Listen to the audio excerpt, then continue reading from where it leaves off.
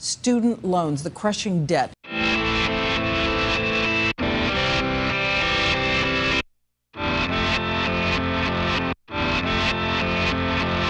The cost of a college education is rapidly rising, far more than the cost of inflation, more than even the cost of health care, but I don't hear a peep about it in the media. The policy of student loans is a total failure.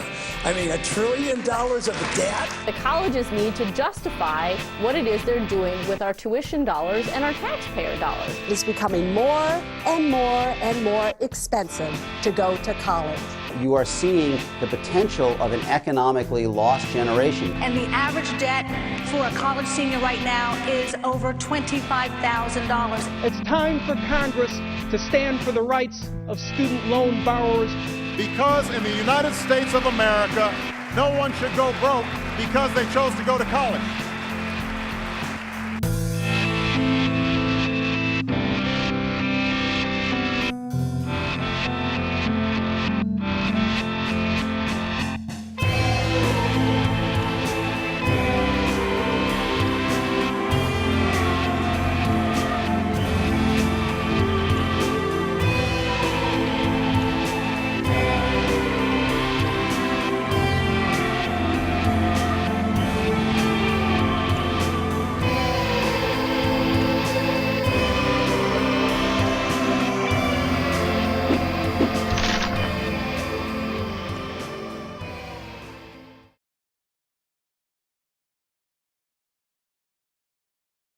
I was sitting waiting for my AP Psych test, and I was like freaking out, like everybody's super nervous.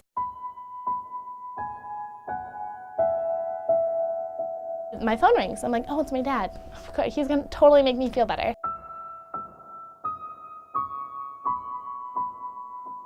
He's like, where do you want your stuff? It's in the back of my truck. And I was like, what do you mean? And he was like, well, Josie, my stepmom, told me to pick you or her, so where do you want your stuff?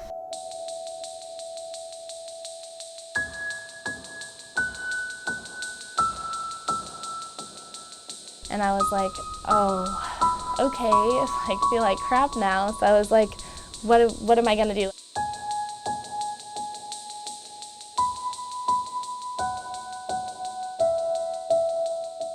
It was always like, you're going to college no matter what. Like, even if you have to like scrape gum off the ground, like you're going to college.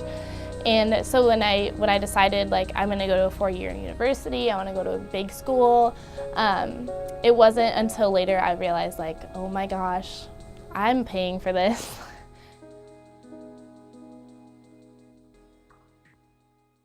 I had like a $2,000 loan, a $4,000 loan, a $3,000 loan, and then the $18,000 loan. And then I have like a school direct plus, that's like $2,000.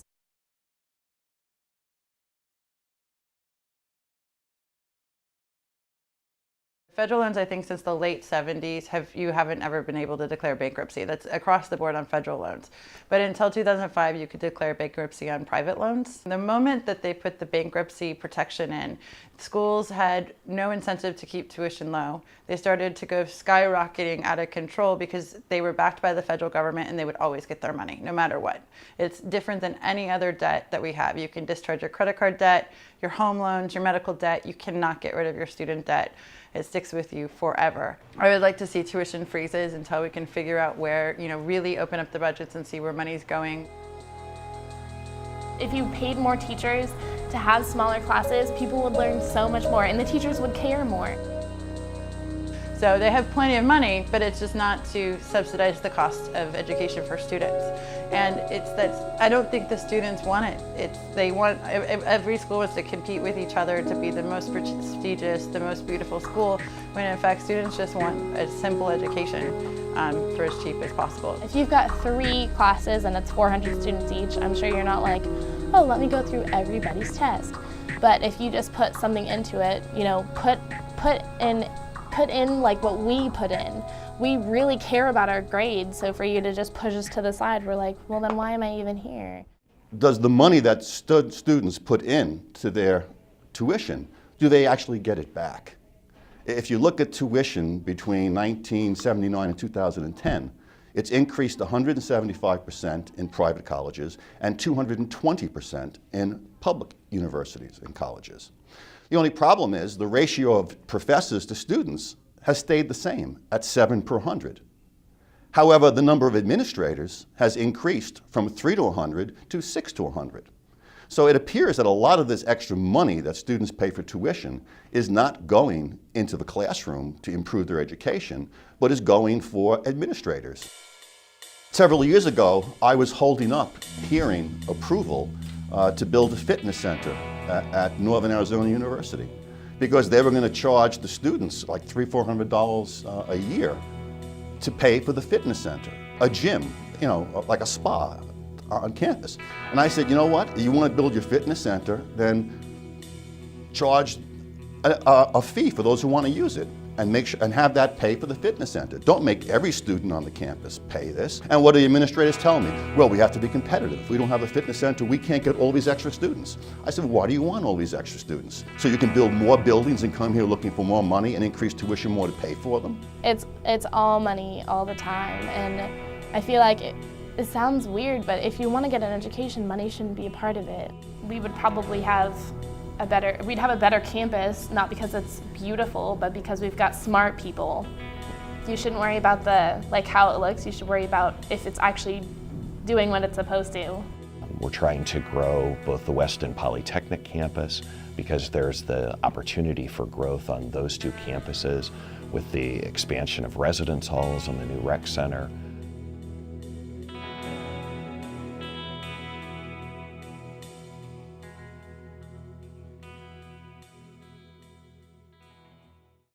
You see my financial aid. You look at it with your own eyes. You see how much I'm coming from, how much I make, how much I don't make, like how much is in my bank account. You literally have the paper in front of you and you ask a kid who doesn't have a job, who has, you know, $1,000 in their bank account that's in their savings and like $2 in my checking account, and they're like, okay, so we want you to pay $36,000 a year.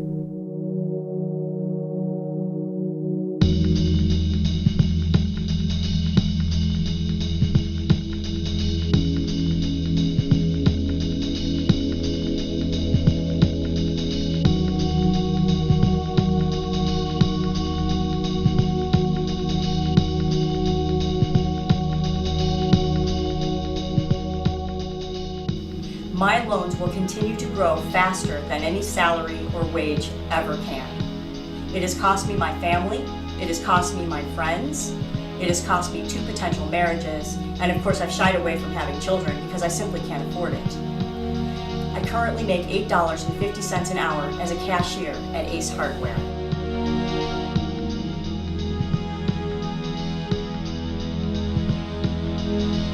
I'll be $45,000 in debt by the time I graduate.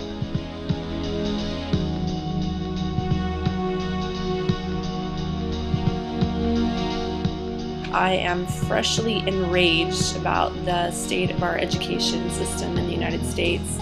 I just called the U.S. Department of Education regarding my bill that I pay on every month, and I have been for the last decade.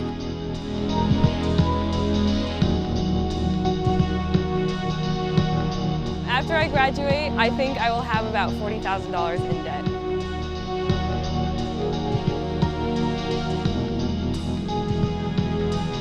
Facing turning 62 and knowing I have another 30 years to pay on my student loans is daunting.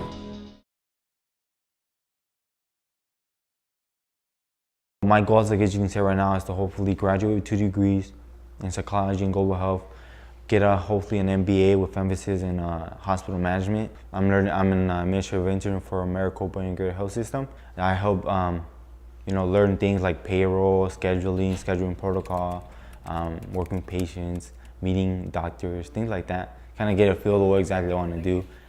Thanks so much. Selling tickets over here. I work for the athletic department at Arizona State University. If you want to buy a ticket, I can sell you a ticket over here. I manage 5 houses, and I also make sure that groceries and all day-to-day plans are met.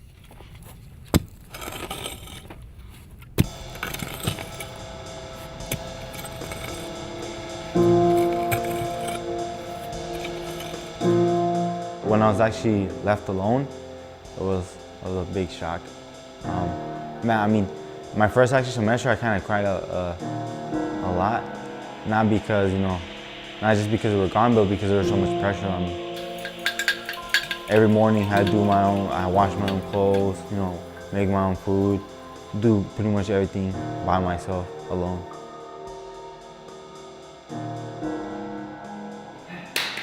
I think of myself as a dad, honestly. They are my children. Just because every single week, I'm responsible for every single thing that happens inside this house and outside this house. I gotta make sure that my sister gets her books that she needs for her assignments, so they're done every single week. I wanna be an important person someday. I wanna make some kind of change. My parents always wanted me to be a doctor. They always wanted me to have a big degree. They always wanted me to be, be the best person I can possibly be. But when I think about it, with my situation right now, it's really hard to focus on always school, even though it's a really important thing.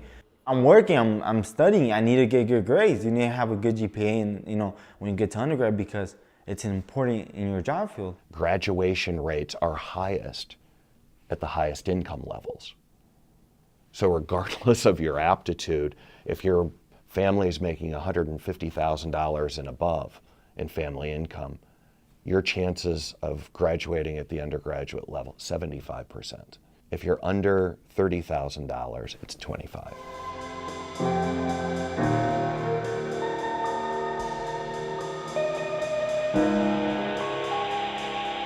Just to be honest, I would not be able to do anything if it wasn't for the scholarship. It's my lifeline right now.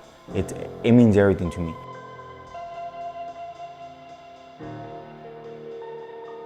Someone hearing my story, one of my teachers hearing my story, they just go like, why are you in class? Like you should be out working or something, Study and get A's. You want to get a great job? Leave college with a GPA that's high. I don't know what the answer is. I don't want to deny anybody the right to go to college, but I think everybody should understand what they're getting into and what they're going to leave with. Because it's not the dream that college was in the 1960s when I went to college, when it was a true ticket to prosperity. Things have changed.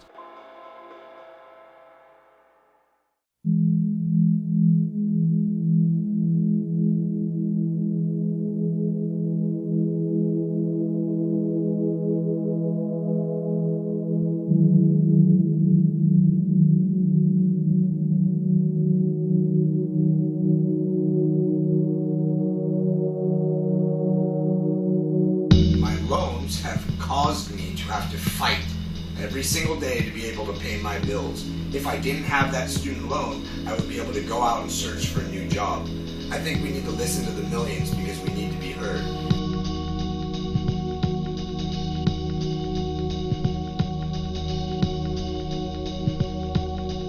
I don't think it's fair that education is placed on the lower end of the spectrum when it comes to being recognized as something that everyone needs.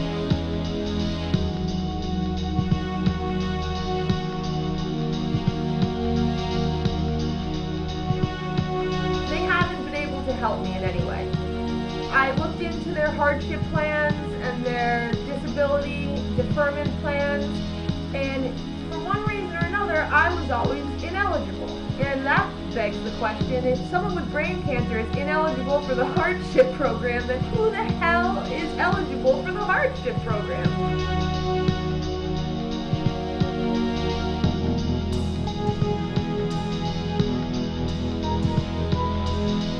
I'll definitely be over $100,000 in debt by the time I graduate, so I'll be paying that off for the rest of my life.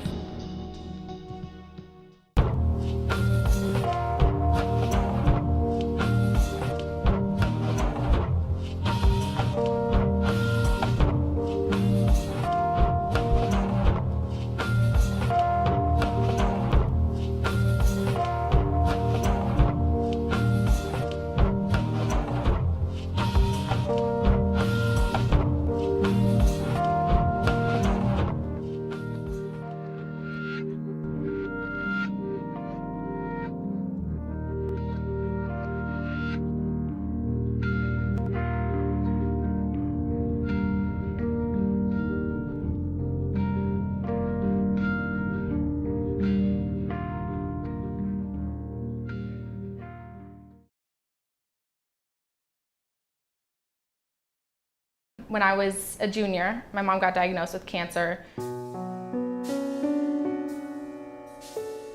Junior year, I'd be going to school and I'd drive to Mayo Clinic after school to spend time with my mom. That's just what my daily routine was.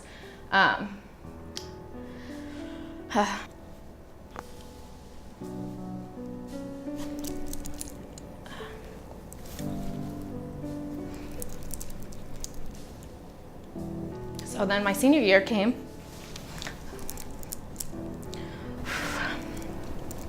Okay. So you know those nightmares you used to have? Well, I always had them of both my parents dying. That was like the biggest nightmare that I'd ever have, and my mom would die too. That was the scariest thing for me to go through.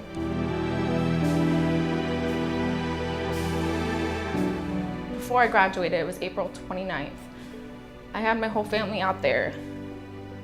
She had gone through like a couple surgeries, emergency surgeries, because she had internal bleeding on one of her biopsies.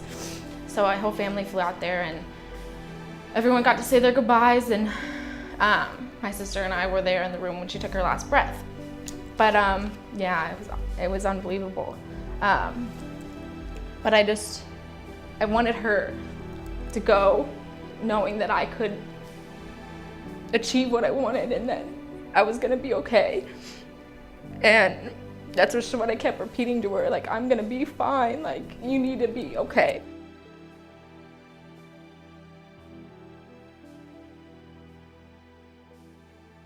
I had to pack up in a few days and put it in storage, everything. And that's when I was living in the dorms, and I was just so, like, that was the hardest time because I didn't have anywhere to go. I didn't have any place to call home. I didn't have parents, so it was all bad. And that was like the first time I was like, you know, I need to get a job. I need to be able to support myself. Like, I'm never, ever gonna put my family through what I was put through when it comes to finances.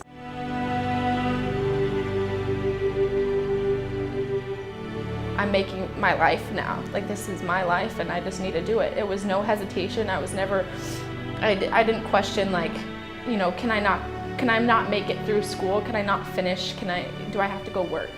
It was like it just happened. It's second nature. I need to just do it, and I need to come out of it on top and be an inspiration to those that can't, you know, that have no idea.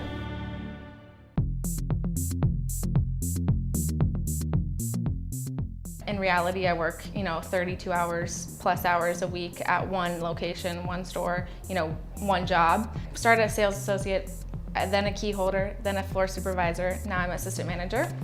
So I've worked my way up, but that's pretty much the top I could get. So balancing the 30 hours of work that I do, over 30 hours, and then my 15 hours of credit hours that I'm in school. I am always just, you know, staying up late at night at 2 o'clock in the morning, pulling all-nighters. Ladies and gentlemen, it's showtime!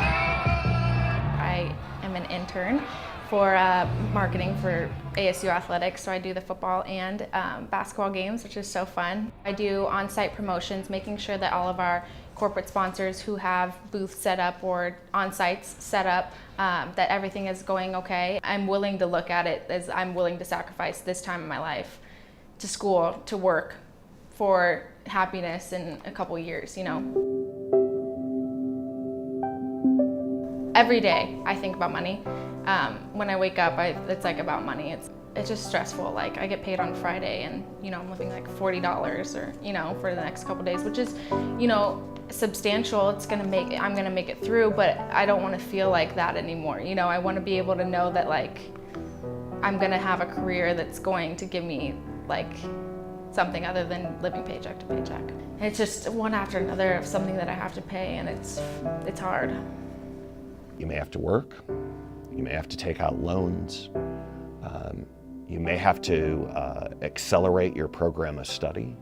The federal government only allows X number of dollars to go to students in federal assistance or grant assistance.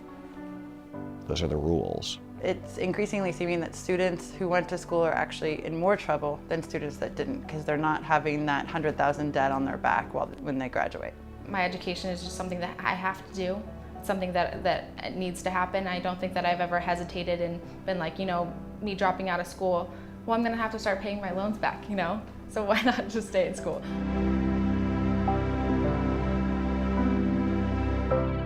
Pell Grants, student loans. What these have done is they've allowed college administrators to jack up the tuition. It's a very simple process. If these loans weren't being subsidized at dirt cheap prices, and if students weren't getting all these grants, then the administrators wouldn't be able to charge ridiculous rates for tuition. They'd have to be competitive and charge lower rates. The bottom line is, throughout the United States, there has been an erosion of state support for higher education at public colleges and universities, and that onus, that responsibility has shifted to students. And so, you know, 3 years ago when we look at the state's budget cuts, about $265 million of those budget cuts came in higher education. I feel like it's almost like a company, it's almost like a business. Like when your education is turned into business rather than being like, you know, you should be looked up to because you know you're going to school and you're doing the right thing. And I almost feel like it's like, you know, I'm getting punished with these bills and with these late fees and with these everything that comes, like half of the stuff that adds up to your tuition, I have no idea where it goes, you know, what it adds up to. It's like, you know, technology fee, like what does that even mean? They're degree factories. Schools have become degree factories and not academia, places of higher education and where great minds come together to talk.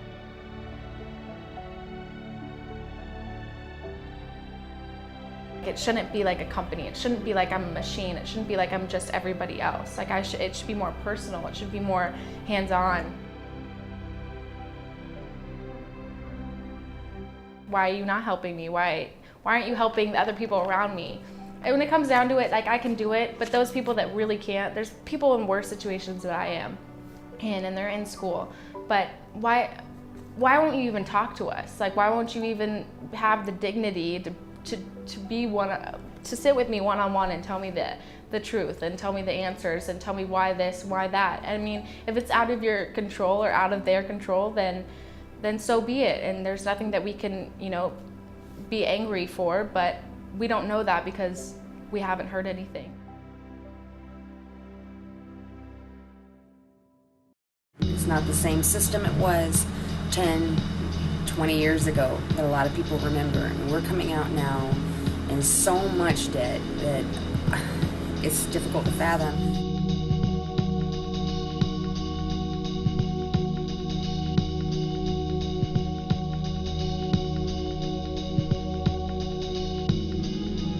I can hardly afford to live on my annual salary and pay back my student loan debt.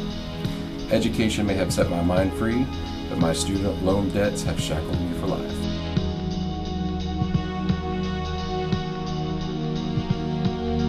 I earned this, and right now, all it is a piece of paper. It's not getting me any jobs or anything. They need to realize that this is crushing the quote-unquote American dream for people, and it's going to hurt. We have no idea what the effect of so many student debtors will be 10 years from now on the American economy, and that's what I'm afraid of.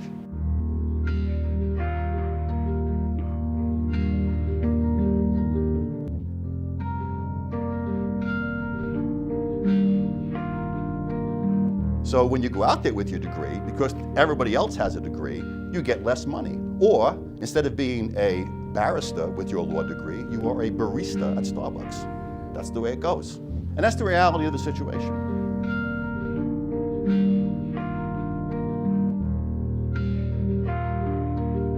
As a country, what do we value in education, and how does that help us be a better society?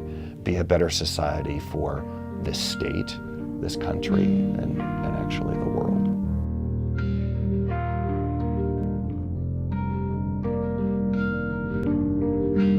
They could take away everything, my room, my hair, to shave my head, I don't care, but you can't take away my education.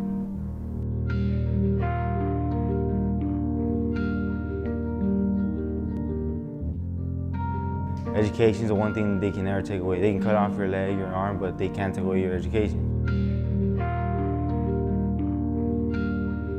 we want to be successful, I think that we need to have educated young men and women to run this country.